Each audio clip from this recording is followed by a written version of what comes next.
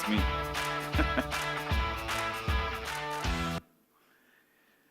Good morning, ladies and gentlemen. How are you? There's not enough energy in this room. I'm okay.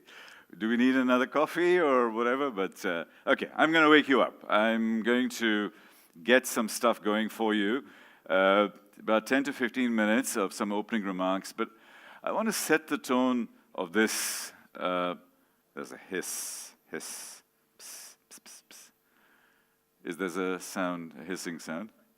It's not fine. Okay. All right. So what I'd like to do is to really just get a feel from you in terms of where we are going. So the idea is, where have we come from today? Where are we headed? And how do we get there? So those are the three key points. And you know, we go into these big conferences and so on, and everybody just dives into the tech stuff and the projects and the products. I'm going to take a step back, okay? So let me just introduce, I have a 45-second video, introduce the crazy things that I do, so here we go.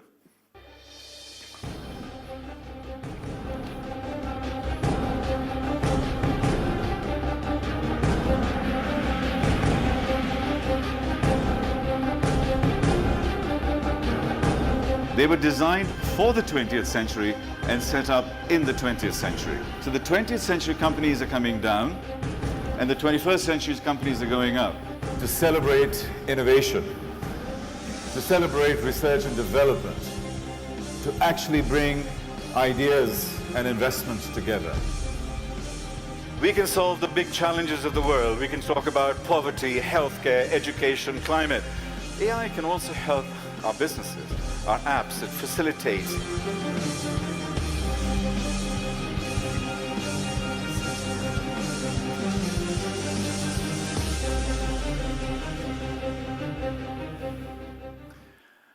So that's me, guys. I wanted to at least establish some of my credentials to see.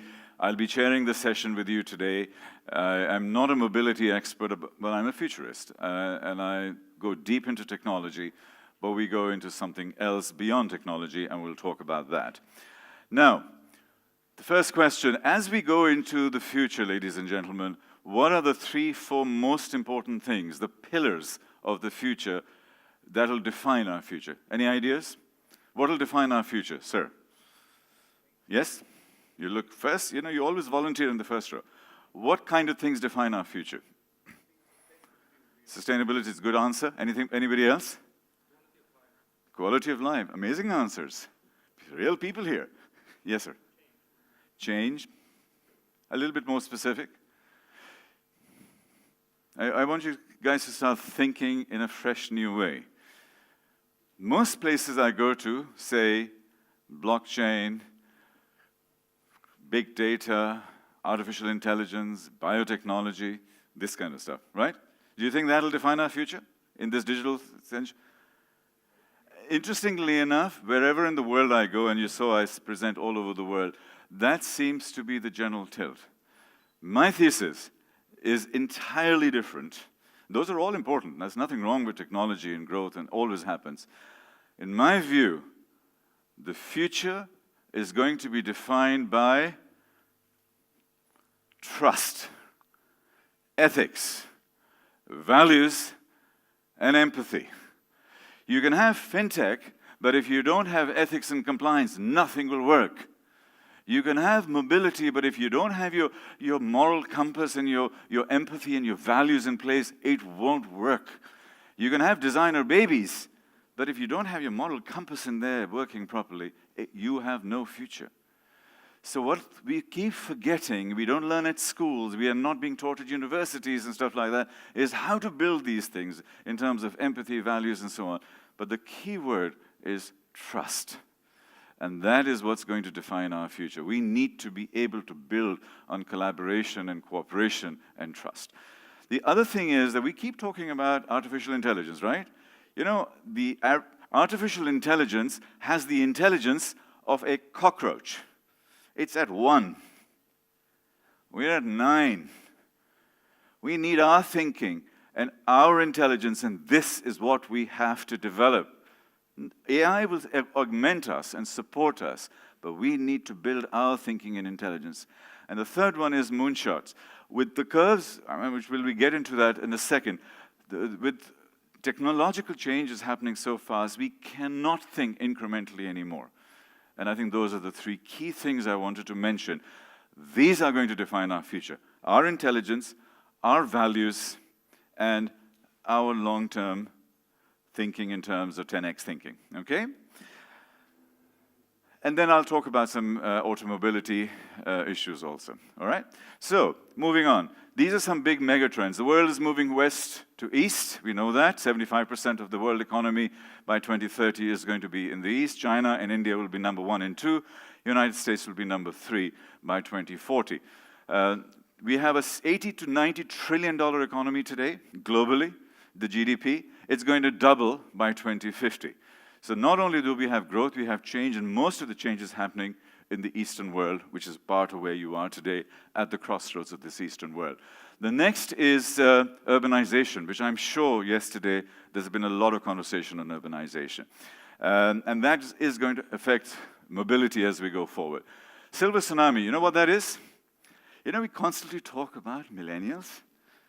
Do you know that they will represent 75% of the workforce by 2025, right? But guess what? 75% of the spend will be with 55 and over. So us oldies, we are extremely relevant, and we will live to 95 to 100. So we've got 35, 40 years to go. Don't ignore us. It's an ignored market. Hotels, forget it. You know, in a hotel, I don't have this problem, but if you go and you want to take a shower, and there's a shampoo and a conditioner. I have a friend of mine, he wears glasses, so he says he can't see which one is which, so he puts a conditioner instead of the shampoo, because the font's too small.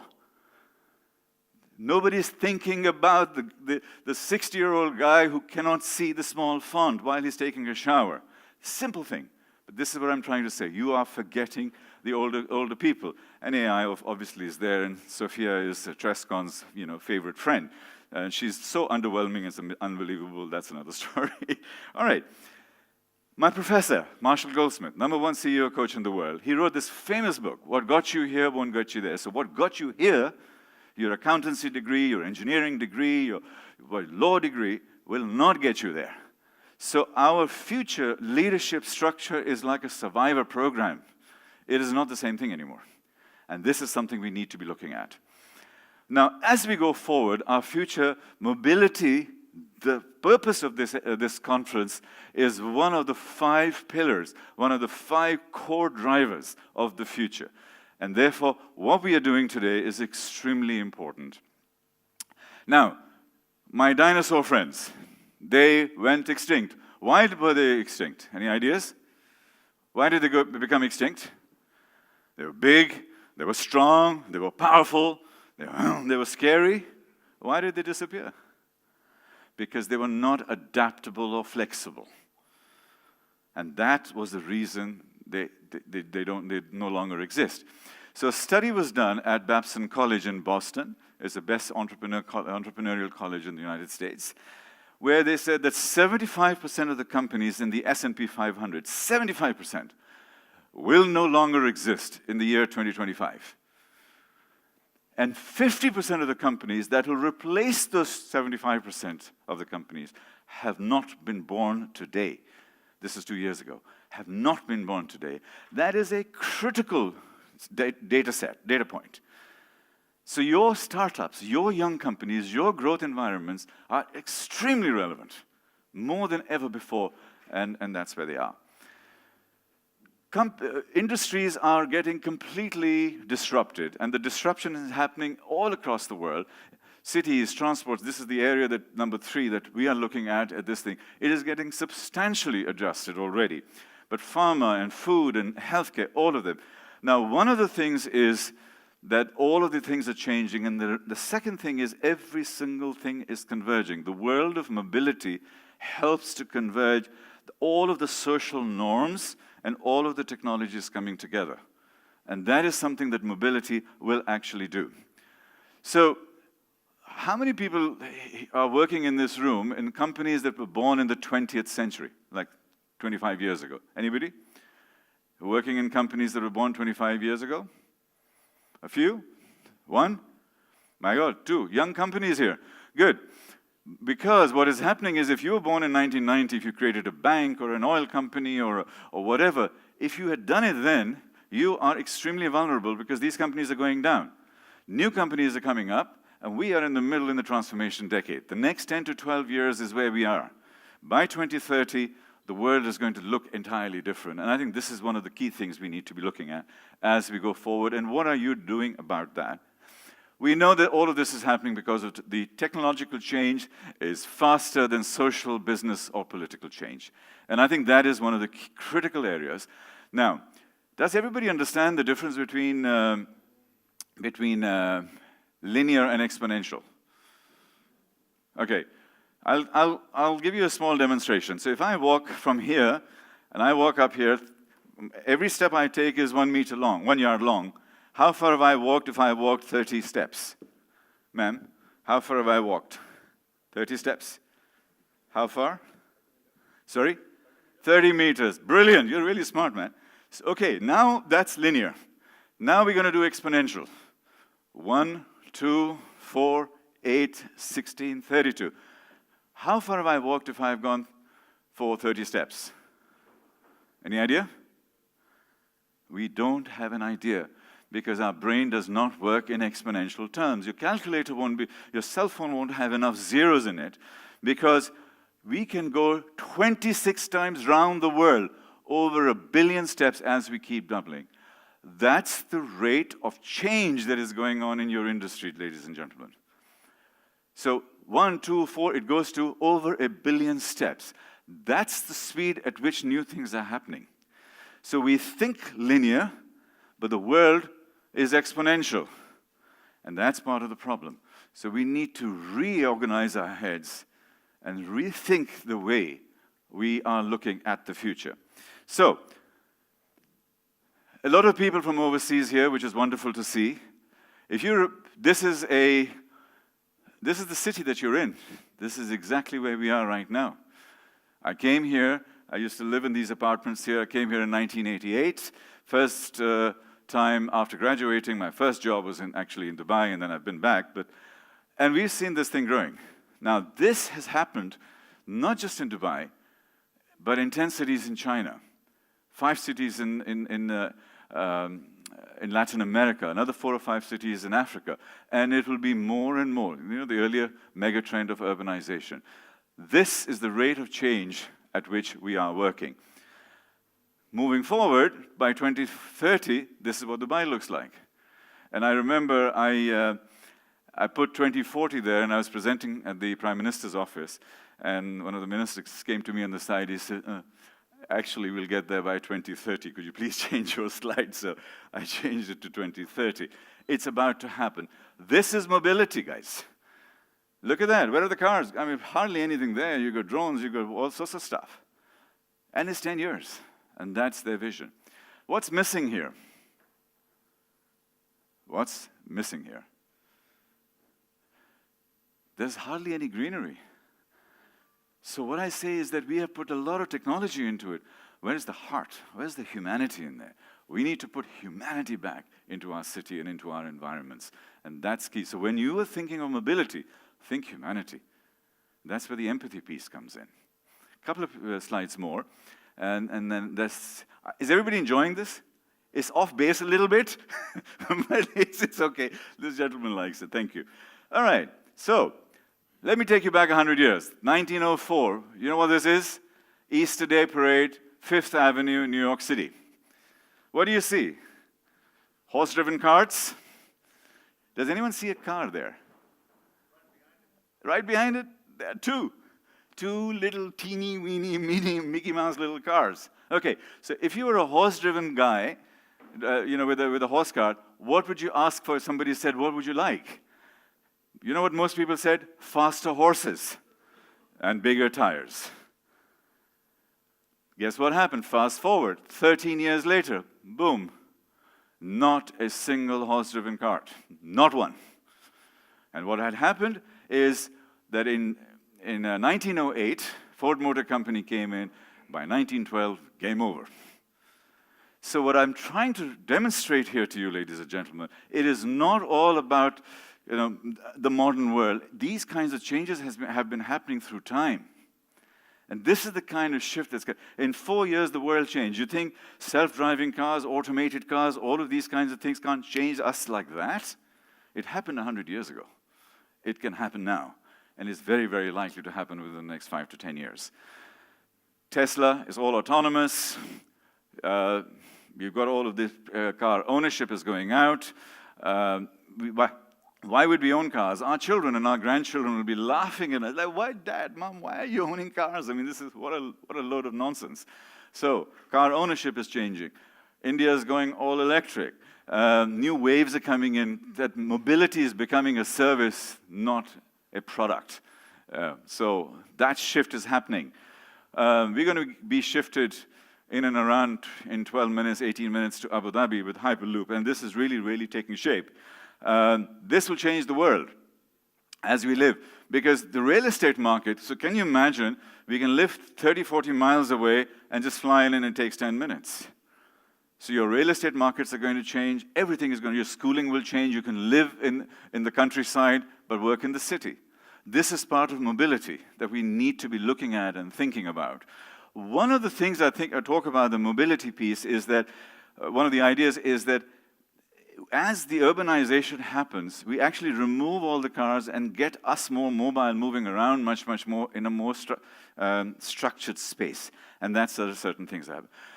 Every industry right now is going through this Tesla moment. It's the oh my God moment, because 3-4 years ago, Mercedes and Audi and all of these people were laughing at Tesla. This guy is a bloody geek. What does he know? He invented PayPal. He won't be able to. We are big Germans.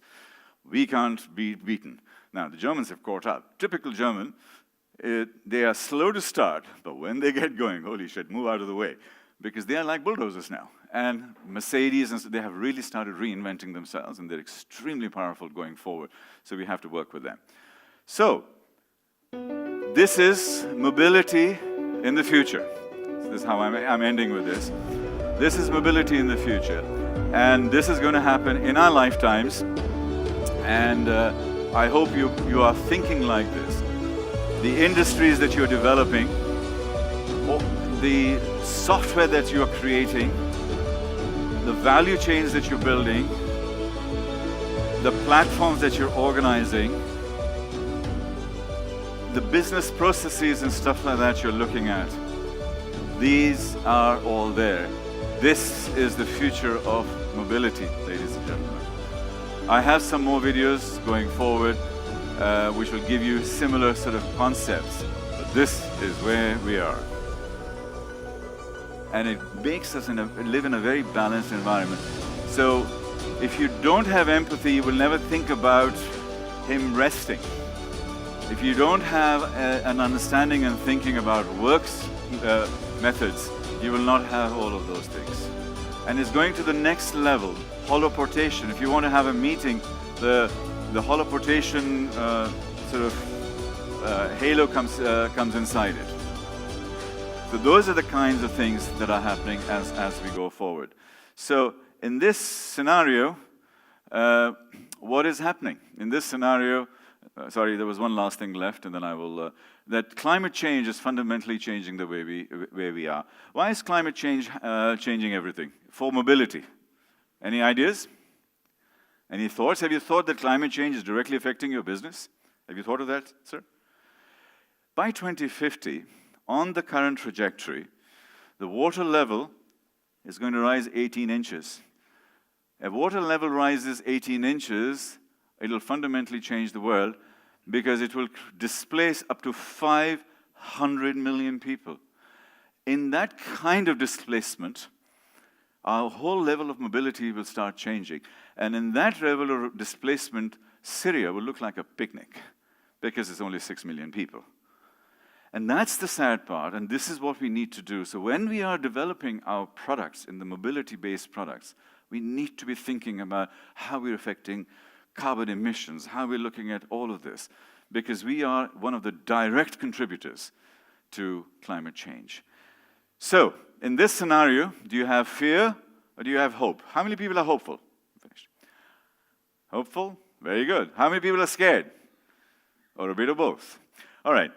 So I'll conclude with a funny video. And this is an old lady. She's been put in a Tesla car, self-driving cars. Don't worry, she's safe. And the only thing she was asked to do is not to hold on to the steering. And basically see what happens to her. I'm scared.